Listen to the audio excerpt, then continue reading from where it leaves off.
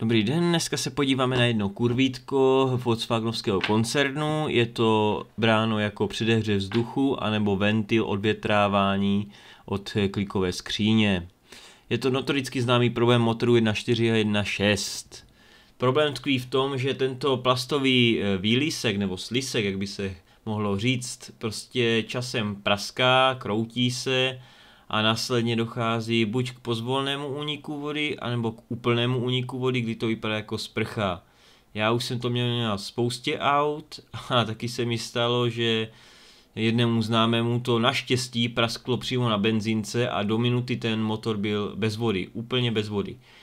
Tady na tomto videu vám ukážu, jak to vlastně vevnitř vůbec vypadá, co se tam skládá a proč z mého úhlu pohledu vlastně se o žádný pořádný předehřev nejedná, protože tam není jediná kovová část, celé je to z plastu a plastu jako předává tu tepelnou energii, bych řekl, dosti bídně.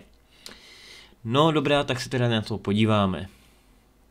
Tak a tady už máme nějaký detailnější video k tomuto. Viděli jste obrázek, jak to vypadá, když je to rozřezáno, rozvrtáno, protože jinak se do toho moc dostat nedá, jak říkám, je to slisek. Tak tady vám ukážu vlastně, jak jsem to odvrtával, abych se do toho nějak postupně dostal, protože napříč tomu, jak snadno to praská, se do toho dostává dosti mizerně.